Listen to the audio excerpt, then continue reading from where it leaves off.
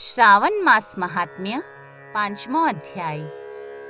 ભગવાન શંકરે સનતકુમારને કહ્યું, હે સનતકુમાર, કોટિલિંગોનો મહાત્મ્ય તથા પુરાણના વિધાનને કહેવું અશક્ય છે। જ્યારે એક લિંગ મહાત્મ્યની કથા કહેવી અસંભવ છે, તો કોટિલિંગોના મહાત્મ્યની કોણ કહી શકે છે? આ પવિત્ર શ્રાવણ માસમાં એક લિંગ બનાવવાથી પણ જીવ મારી પાસે નિવાસ કરે છે। શ્રદ્ધા ભક્તિથી કામદેવના શત્રુ એવા ભગવાન શ્રી શંકરનું ષડક્ષર ઓમ નમઃ શિવાય મંત્ર સહિત પૂજન અર્ચન કરીને, ગ્રહયજ્ઞ કરીને ઉદ્યાપન કરવું, હવન કરવો તથા બ્રાહ્મણોને જમાડવા। આવી રીતે વ્રત કરવાથી અસમયમાં મૃત્યુ નથી થતી। શ્રાવણ માસમાં વ્રત સહિત લિંગાર્ચન વંધ્યાત્વનું હરણ કરીને સંપૂર્ણ આપત્તિ દૂર કરે છે અને ઐશ્વર્યની વૃદ્ધિ થાય છે। શ્રાવણ માસમાં જે પ્રાણી પંચામૃતથી અભિષેક કરે છે, તે આ દેહ છોડીને કૈલાશ આવીને એક કલ્પ સુધી મારા સમીપ નિવાસ કરે છે। તે પ્રાણી પંચામૃત પાન કરનાર, ગૌ તથા ધન આદિથી યુક્ત થઈને અત્યંત મધુરભાષી ત્રિપુરાસુર હંતા શ્રી શંકર પ્રિય થાય છે। જે મનુષ્ય આ મહિનામાં પત્રોલી પર ભોજન કરે છે, તે સોનાના પાત્રમાં ભોજન કરનાર થાય છે। શાકના ત્યાગ માત્રથી શાકના કર્તા થાય છે અને મનુષ્યોમાં ઉત્તમ થાય છે। જે ભૂમિ પર શયન કરે છે, તે કૈલાશમાં નિવાસ કરે છે। શ્રાવણ માસમાં જે મનુષ્ય એક દિવસ પણ પ્રાતઃકાળ સ્નાન કરે છે, તે જીતેન્દ્રિય થઈને ઇન્દ્રિયજન્ય બલ પ્રાપ્ત કરે છે। આ પરમ પવિત્ર શ્રાવણ માસમાં સ્ફટિકમણિ, પાષાણ, માટી તથા મરકતમણિ નિર્મિત શિવલિંગમાં અથવા સ્વયં ઉત્પન્ન શિવલિંગમાં અથવા તો પિત્તલ, ચંદન, માખન આદિ દ્વારા નિર્મિત શિવલિંગમાં એકવાર પણ પૂજન અર્ચન કરવા માત્રથી 100 બ્રહ્મહત્યા ભસ્મ થઈ જાય છે। સૂર્યગ્રહણ, ચંદ્રગ્રહણ વખતે અથવા અન્ય કોઈ સિદ્ધ ક્ષેત્રમાં લક્ષ જપ કરવાથી જે સિદ્ધિ મળે છે, તે સિદ્ધિ આ મહિનામાં માત્ર એક જ વાર જપ કરવાથી પ્રાપ્ત થાય છે।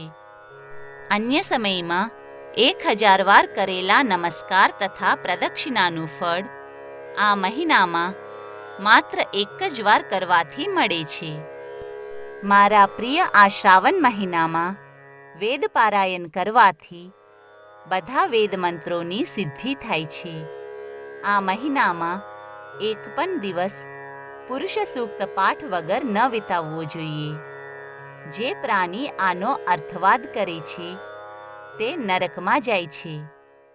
સમિધા, ચરુ, તલ અને ઘીથી ગ્રહયજ્ઞ કરવો, ધૂપ, ચંદન, પુષ્પ, નૈવેદ્ય આદિથી અર્ચન કરવું, શંકરના રૂપોનું યથોચિત ધ્યાન કરીને શક્તિ અનુસાર કોટિહોમ, લક્ષહોમ અને આયુધ હવન કરવો, તલ વ્યાહૃત મંત્રોથી હવન કરવો, આ ગ્રહયજ્ઞ કહેવાય છે।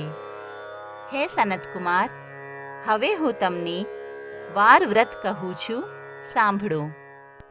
સર્વપ્રથમ રવિવાર વ્રત કહું છું। રમણીય પ્રતિષ્ઠાનપુરમાં સુકર્મા નામક એક દરિદ્ર બ્રાહ્મણ કૃપણ ભિક્ષાવૃત્તિઓમાં તત્પર હતા। એક દિવસ સુકર્મા બ્રાહ્મણ ધાન્ય ભિક્ષા માટે ફરતા ફરતા પ્રતિષ્ઠાનપુરમાં એક ગૃહસ્થના ઘરમાં જોયું કે ઘણી સ્ત્રીઓ હળીમળીને રવિવારનો ઉત્તમ વ્રત કરે છે। તે સ્ત્રીઓએ બ્રાહ્મણને જોઈને અર્ચનને જલ્દીથી ઢાંકી દીધું। ત્યારે સુકર્મા બ્રાહ્મણે કહ્યું કે તમે વ્રતને કેમ ઢાંકી દીધું? તમે તો દયાળુ છો, મારી ઉપર કૃપા કરીને મને વ્રતની વિધિ કહો। ત્રૈલોક્યમાં પરોપકાર તુલ્ય અન્ય કોઈ ધર્મ નથી. સમદૃષ્ટિ રાખનાર સાધુ પુરુષો માટે તો પરોપકાર જ સ્વાર્થ છે. હું દરિદ્રાવસ્થાથી દુઃખી છું. આ ઉત્તમ વ્રત હું પણ કરીશ. કૃપા કરીને આ વ્રતનું વિધાન તથા ફળ મને કહો. ત્યારે તે સ્ત્રીઓએ પૂછ્યું, હે દ્વિજ, તમે વ્રતમાં વિસ્મરણ, ભક્તિહીનતા અથવા અનાસ્થા તો નહીં કરો ને? ત્યારે બ્રાહ્મણે કહ્યું કે હું ભક્તિયુક્ત થઈને ઉત્તમ વ્રત કરીશ. આ સાંભળીને તે સ્ત્રીઓમાંથી એક પ્રૌઢા સ્ત્રીએ તે બ્રાહ્મણને રવિવાર વ્રતની વિધિ જણાવી. શ્રાવણ માસના શુક્લ પક્ષના પહેલા રવિવારે પ્રાતઃકાળે ઉઠીને મૌન રહીને ઠંડા પાણીથી સ્નાન કરવું. પાન ઉપર લાલ ચંદનથી સૂર્યનારાયણના તુલ્ય 12 પરિધિવાળા ગોળાકાર મંડળ બનાવવા. ભૂમિ પર ગોઠણ વાળીને બેસીને સૂર્યના 12 મંડળ ઉપર લાવા તથા જપા પુષ્પો શ્રદ્ધા ભક્તિથી સૂર્યનારાયણને અર્પણ કરવા. રક્તાક્ષત, જપા પુષ્પ અને ઉપચારોથી અર્ઘ્ય દેવું.